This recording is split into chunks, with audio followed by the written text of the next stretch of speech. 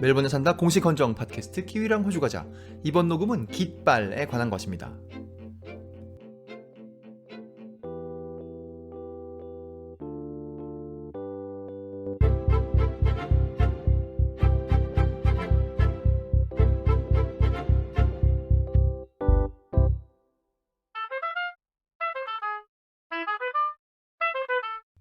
(2021년 10월 30일에) 녹음하고 있습니다. 이번 녹음은 제가 시위와 깃발이라는 제목으로 올리려고 합니다.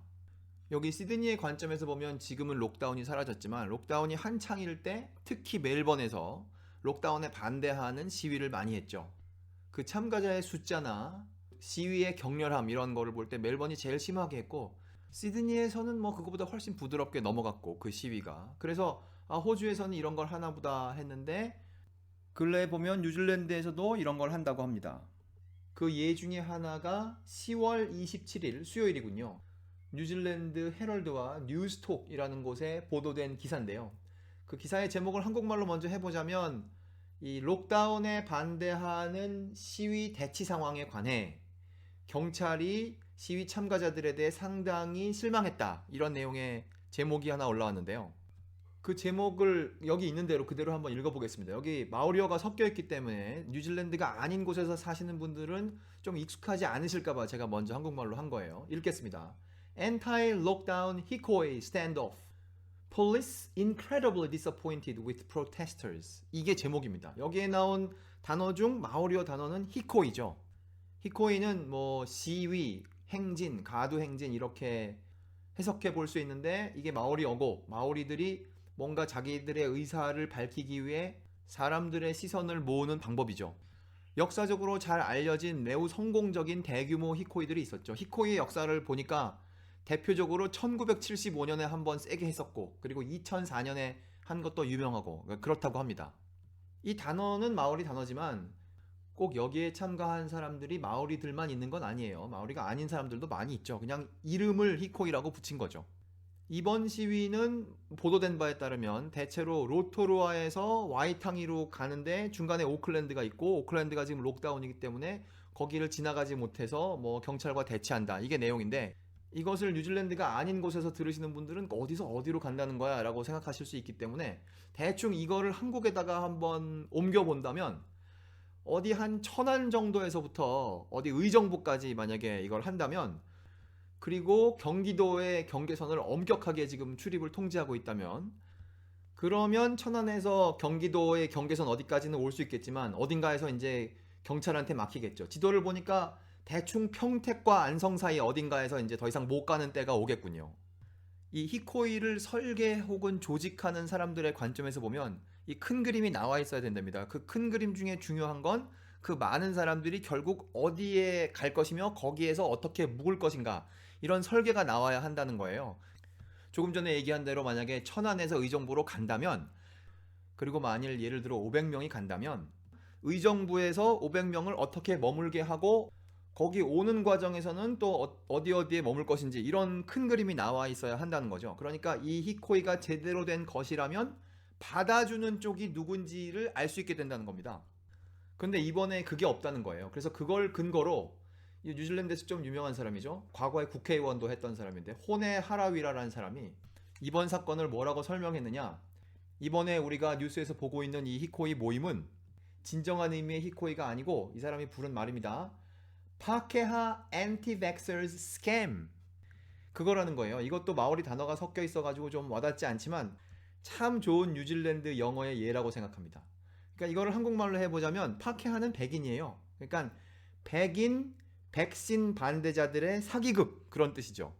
이 사람이 이 모임을 이렇게 규정했다고 알려지니까 또 여기에 참가한 사람들이 아니다, 우리는 진정한 의미의 시위를 하려고 하는 것이다, 이렇게 얘기했다는데, 어느 쪽 말이 맞느냐를 찾아보는 것이 이 녹음의 목표가 아닙니다. 제가 이 뉴스 속에 관심을 가진 것은 이 사람들이 시위를 하면서 깃발을 두 가지를 들고 나오는데, 하나는 우리가 아주 자주 보는 마오리 깃발이에요. 그 깃발 무슨 공휴일이나 기념식 할 때 보면 오클랜드 하버 브리지에다가 걸기도 하는 그 깃발이죠. 우리는 그걸 마오리 깃발이라고 부르면 좋은데, 좀 정성껏 해석해 보자면 대한민국 깃발에 태극이 있듯이 이 사람들의 깃발에는 주권이 있는 것이죠. 주권기라고 해석하면 좋을 것 같아요. 왜냐하면 이 깃발의 정식 명칭 The Tinoranга Tiratanga Flag, 그게 그런 의미이기 때문이죠. 그 깃발은 알겠어요. 그런데 그 깃발 말고 다른 깃발을 또 들고 있는 거예요. 더 많이. 그 다른 깃발이라는 거 뭐 좀 설명하기 간단하지 않지만 잉글랜드 기를 생각해보면 어떨까 해요. 우리가 지금 오늘날에 보는 영국의 깃발 말고 영화에 나오는 잉글랜드, 다른 데랑 합치지 않았을 때 잉글랜드 자신만의 깃발이 있죠. 하얀 바탕에 빨간 십자가. 어떻게 보면 일장기랑도 좀 기분이 비슷한데 그냥 하얀 바탕을 빨간 줄을 두 개를 그어서 위아래로 한 번 나누고 좌우로 또 한 번 나눈 기본적인 그 깃발에다가 왼쪽 위에 귀퉁이에다가 파란색을 좀 넣은 그런 깃발이에요. 그런 깃발 가끔 봤는데 이번 뉴스에 보니까 그게 눈에 띄더라고요. 그래서 이번 녹음을 통하여 그 깃발이 뭔지 좀 알아보려고 합니다. 이 깃발의 스토리를 보니까 사람 한 명만 따라가면 할 수 있을 것 같아요. 물론 마오리들이 많이 나오는데 그 사람들은 다 빼고 그냥 영국 사람 한 명 따라가면서 이 깃발은 언제 무슨 이유로 어떤 과정을 거쳐 만들어졌는지 그걸 알아보도록 하겠습니다. 이 이야기의 주인공은 제임스 버즈비라는 사람이에요. 지금부터는 버즈비라고 부르도록 하겠습니다. 키위랑 호주 과자에서 다룬 적이 있었던 스코틀랜드에 있는 에딘버러에서 태어났다고 하고 1802년생이라고 합니다. 우리가 잘 아는 흥선대원군이 1821년생이라고 하니까 흥선대원군보다 뭐 한 19, 20 그 정도 많은 거죠, 나이가. 이 사람이 20대 초반일 때 이 사람네 가족이 전부 시드니로 이사를 왔답니다. 이 사람의 관심 분야, 전문 분야가 이 와인이래요. 그러니까 이 포도를 키워서 그거를 수확하고 그런 것이 이 사람의 관심 분야, 전문 분야였는데 그것 때문에 여기 와서 리버풀, 시드니 안에 있죠. 저도 동료 중에 한 사람이 리버풀에 사는 사람인데 그 근처에서 이거 포도 재배 및 수확 이런 거를 가르쳤대요. 1820년대에 이걸 하다가 이걸 좀 더 제대로 해야겠다라고 생각을 해가지고 요즘 보면 MBA 중에 와인 MBA 이런 거 있지 않습니까? 제가 아는 사람도 그런 거 하나 한 사람이 있는데 뭐 당시에는 그런 교육이 그렇게 구체적으로 조직되어 있지 않았겠지만 이 사람이 뜻한 바 있어서 31년에 시드니를 떠나서 영국, 스페인, 프랑스 여기를 돌아다니면서 오늘날의 포도 농사 유럽에서는 어떻게 하고 있는가 이런 거 배워다가 다시 시드니로 돌아왔다고 합니다. 이 사람 땅이 헌터밸리에 있었다고 하는데 제가 여기서 시드니라고 하는 것은 이 뉴사우스웨일즈의 여기저기를 그냥 두리뭉실하게 부르는 것임을 이해해 주시기 바랍니다. 참고로 찾아보니까 두리뭉실 두루뭉술은 맞지만 두루뭉실 두리뭉술은 옳지 않다고 하는군요. 다시 버즈비 이야기로 돌아와서 이렇게 살고 있는 과정에 1833년 이 사람이 어떤 자리를 하나 제안받습니다. 영국 정부로부터. 구체적으로는 Colonial Office라고 하는데 이거를 뭐라고 해석할까요? 식민지청 아니면 식민지부? 여기에서 이 사람한테 이런 일을 한번 해보시면 어떨까요? 라고 했다는 거예요. 근데 그 일이 무엇이냐 하면 이 일의 공식 명칭은 British Resident 인데요. 당시 뉴질랜드 북부에 외국 사람들이 좀 와 있었답니다. 어선들도 와 있고 그 다음에 군인들도 와 있고 그 다음에 선교사들도 와 있고 뭐 이렇게 다양한 사람들이 와 있는데 당시에 무슨 뭐 이민법이 있었겠습니까? 무슨 뭐 마오리한테 경찰이 뭐 제대로 있었겠습니까? 좀 혼란스러웠던 거죠. 그러니까 양쪽 다 외국 사람들도 그렇고 특히 영국 사람들이죠. 또 그렇고 마오리 쪽도 그렇고 이거 뭔가 좀 대표가 있어가지고 뭐 이건 좀 이렇게 해주세요. 뭐 여기는 가지 말아주세요. 뭐 이런 행동은 하지 말아주세요. 뭐 이런 거를 할 만한 대화 창구가 있었으면 좋겠다고 양쪽이 생각하던 중 이제 영국 쪽 대표로 이 사람이 이 일을 맡게 된 것이죠. 이 사람이 맡은 일에 대한 설명을 보면 이런 말이 있습니다. He officially has diplomatic functions.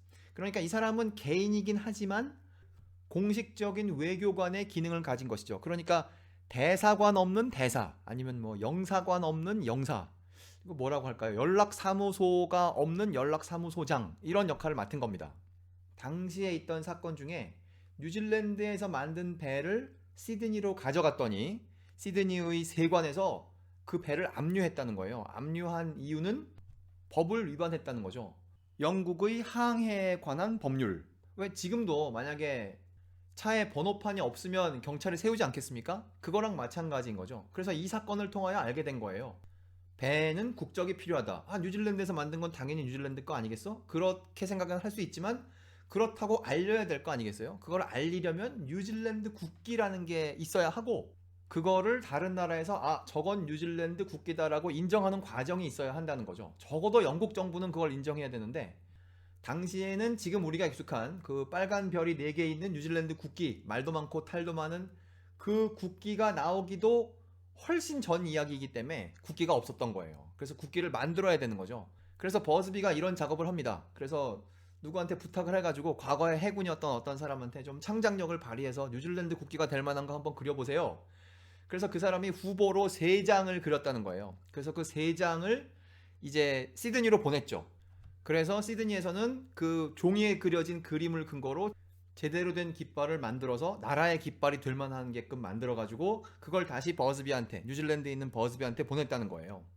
그래서 3장의 깃발 후보를 받은 버즈비는 주변의 마오리 우두머리들에게, 그러니까 그냥 동네 아저씨가 아니라 나중에 와이탕이 조약은 그 부족을 대표하는 500 몇 명의 사람들이 서명을 하지 않습니까?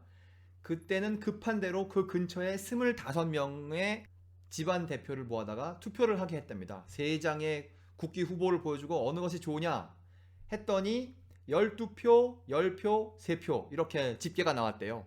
그러니까 하나가 당첨이 된 거죠. 그러니까 마오리들은 원래 국기라는 게 없었는데 이 영국 사람이 한 명 와서 이 국기 작업을 거의 다 해준 거예요. 마오리는 고르는 역할을 한 거죠. 그래서 거기에서 이제 이것이 우리의 국기다라고 정하고 국기 개양식을 한번 제대로 하고 그 개양식을 하는 과정에 영국 군함 HMS Alligator라는 데서 21발의 예포를 쏴줬다고 합니다. 이거를 꼭 포로 했는지 총으로 했는지는 알 수 없어요. 왜 21발이냐에 대해서는 키위랑 호주과자의 과거 녹음인 건 솔루트를 들어보시면 거기에 이 포 쏘는 거에 대해서 자세히 나와 있으니까 그걸 참고하시기 바랍니다.